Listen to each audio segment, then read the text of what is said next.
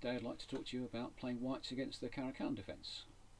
Caro-Kann's a solid creature, and it's hard to demonstrate any advantage against it in any sort of position, but you'll know the drill by now. We're going to play takes and c4, and again we're going to open up the game, make it nice and you know, pick a fight, isolate a queen pawn if we will.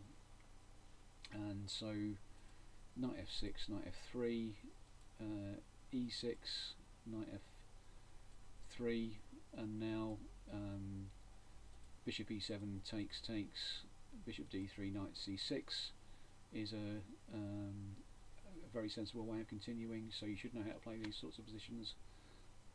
Bishop b4 is a better idea for black, I think, and bishop d3 takes and takes, very similar sort of positions that we've looked at before. Or you can play after bishop to b4, takes and takes, queen c2, knight c6, and now after bishop to a5, because black's threatening to take on d4 and play knight to b4, well, we want to keep the bishop pair, so we'll play a3, and this is a little gambit. Knight takes c3, bishop takes, b takes c3, knight takes d4, takes, bishop b5 check, and castles, threatening to take the queen. Now c4, bishop takes d7 check, king takes d7, and now we've given up a pawn here for white, but the black king is going to be a bit of a target practice for the rest of the game. Queen b2 here, not so interested in the g pawn, but in creating some more opportunities to harass the king. And now a4 is an odd move, where we're hoping to move the pieces to the long diagonal from a3 to f8.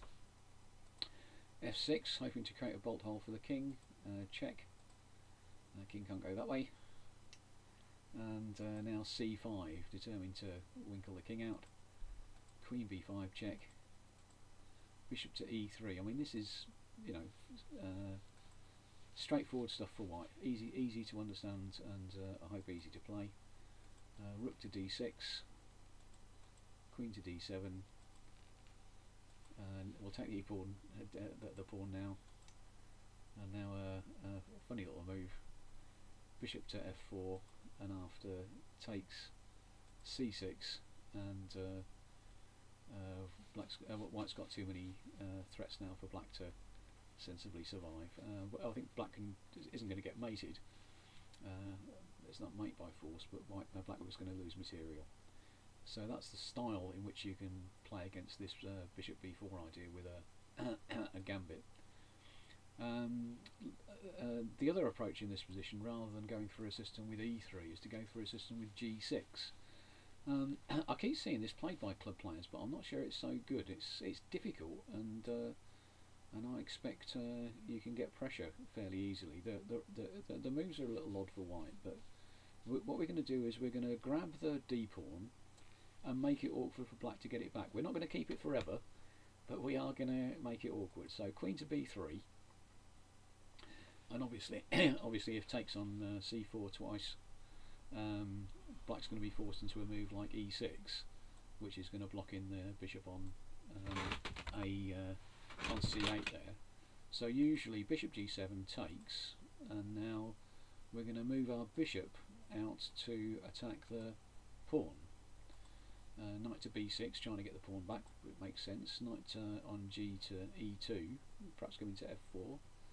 Bishop to g4 by black, and we'll just take that. So again, black's not in a position to grab the pawn. Bishop to f4, rook on a to d8, so black's on the verge of getting their pawn back. So now we're going to play d6 and make them take back with a pawn. a5, making it awkward for the knight, has to go back to c8, and now castles. And white's got some pressure. It's not huge, but you've got at the moment you can hop the knight into d5. Black's pieces don't quite know where they're going just yet, and white has the better of the chances here. There's you've got pressure against these various weak spots in the black position. So this is a fine line for white to play, I think. So that's how to play against the Caro-Kann. I've been rushing through example games in some of the other lines, but I'll just stick these in the notes.